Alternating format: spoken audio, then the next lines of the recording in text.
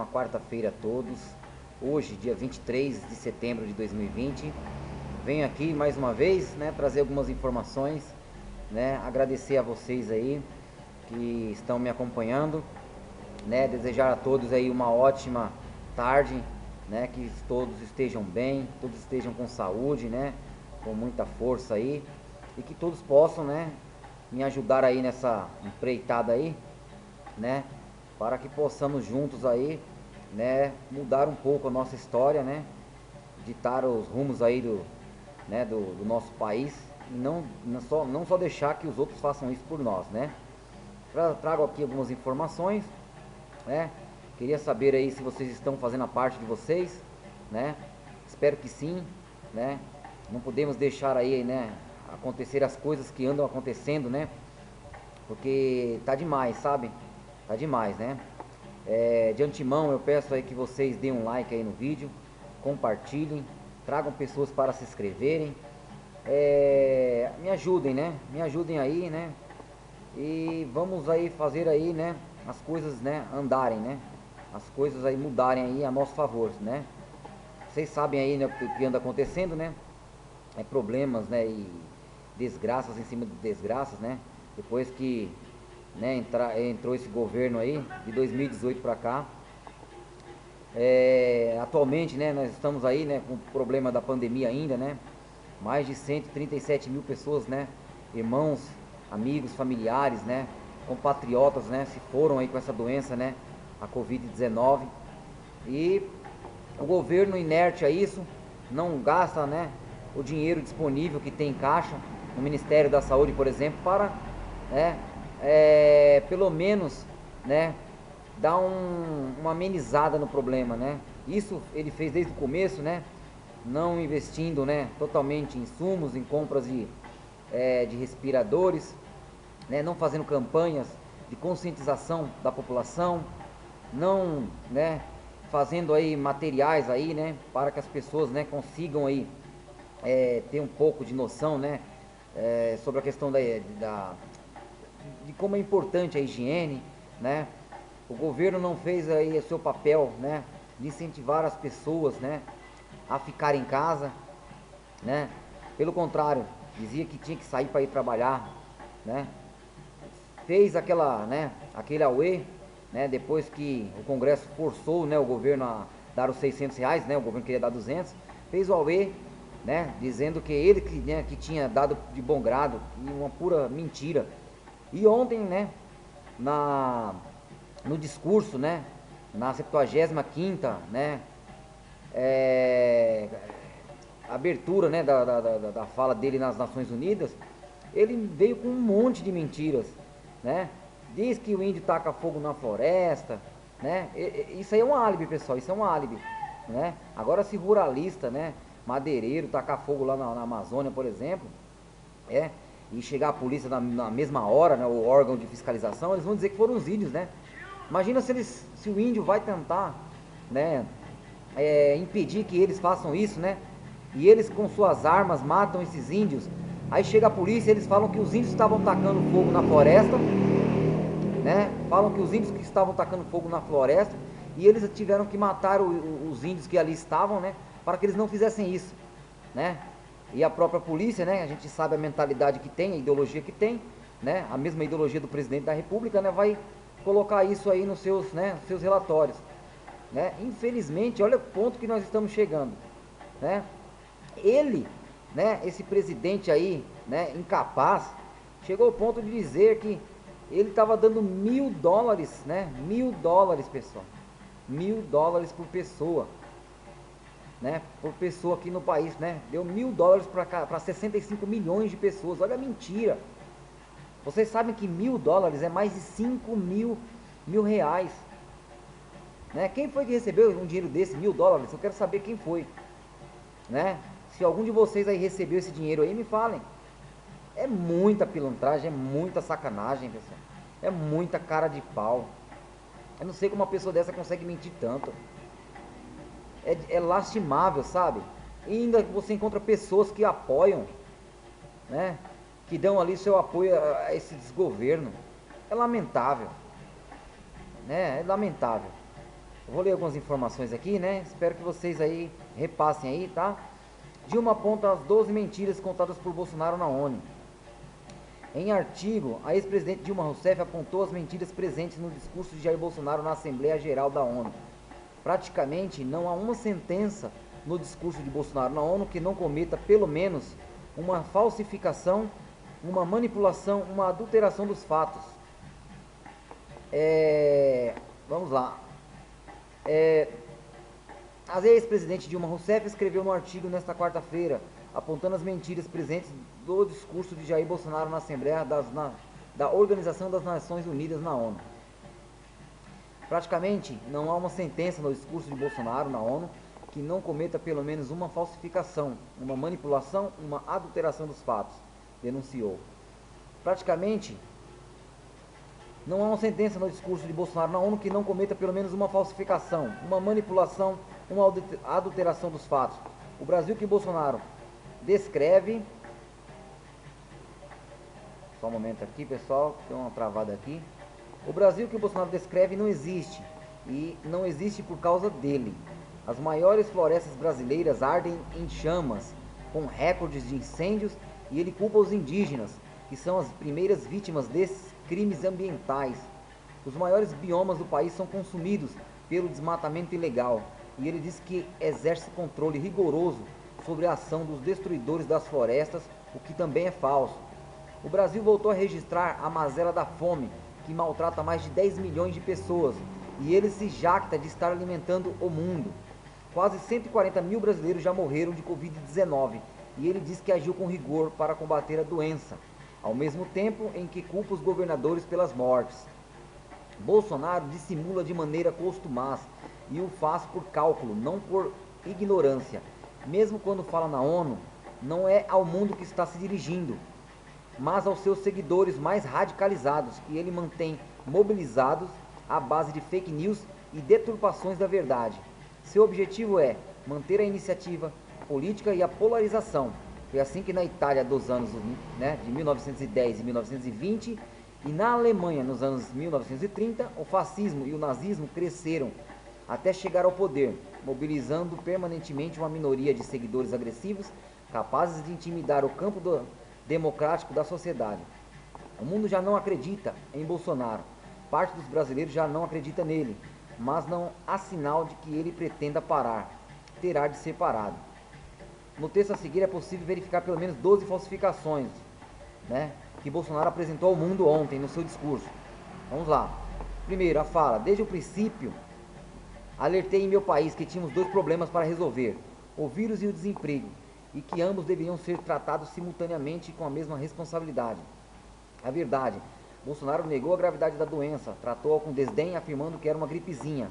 Não tomou medidas efetivas para garantir o emprego, propôs R$ 200 de auxílio emergencial e foi apenas diante da pressão da sociedade e da iniciativa da oposição no Congresso que acabou sendo aprovado o valor de 600.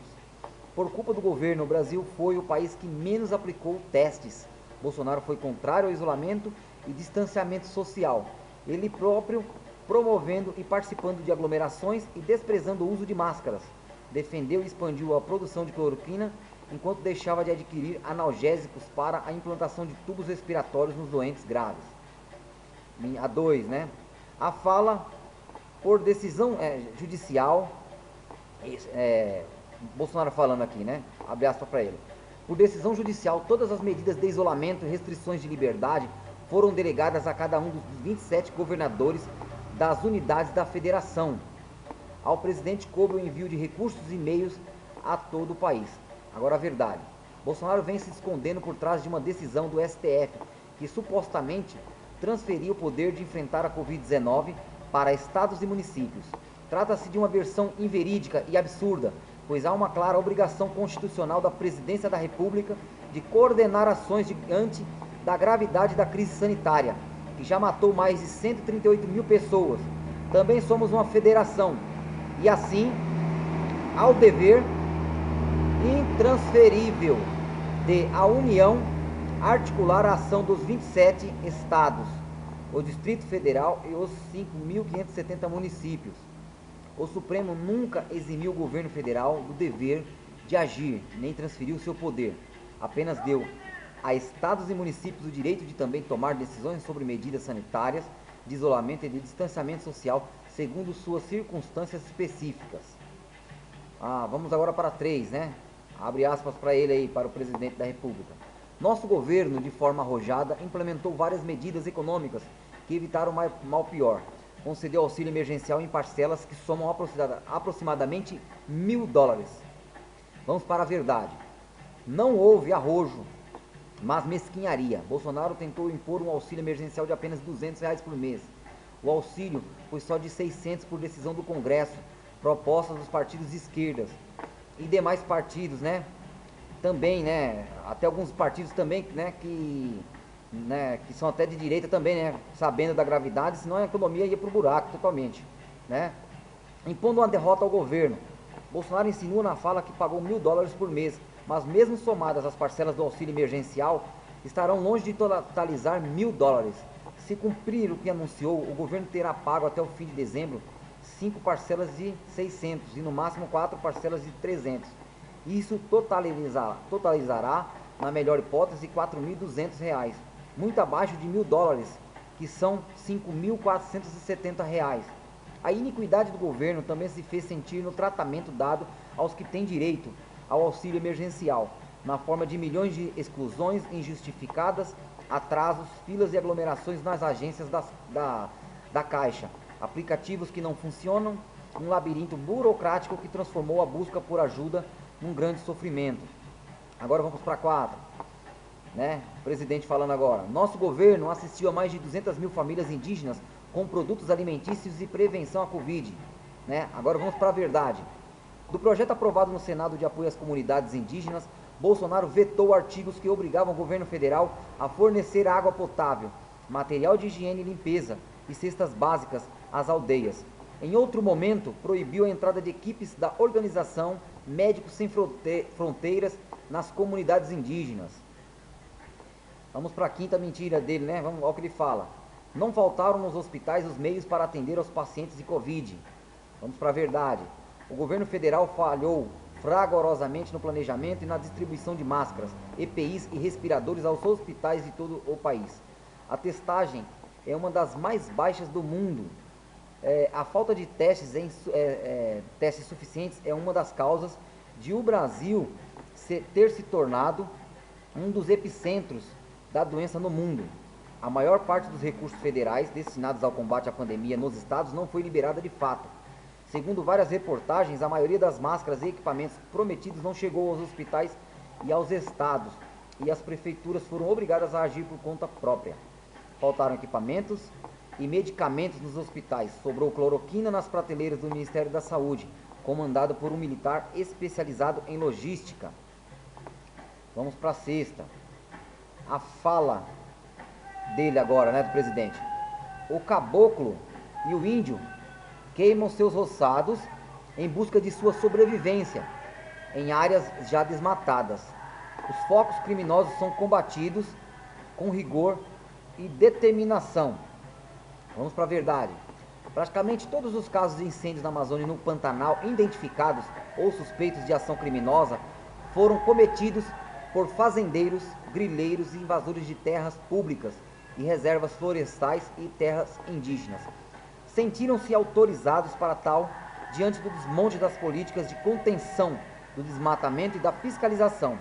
Os caboclos e os indígenas são, sabidamente, vítimas dos incêndios e do desmatamento criminoso, né, dos seus autores, né? Dados obtidos pelo sistema de monitoramento da NASA mostram que 54% dos focos de incêndio na Amazônia estão relacionados ao desmatamento. No Pantanal, organizações de proteção ambiental informam que incêndios iniciados em 9 fazendas particulares destruíram 141 mil hectares, quase a área da capital de São Paulo. Olha só, hein? 5 dessas fazendas estariam sendo investigadas pela Polícia Federal, né? Agora, pessoal, vamos para 7, né? A fala, né, do presidente. Lembro que a região amazônica é maior que toda a Europa Ocidental.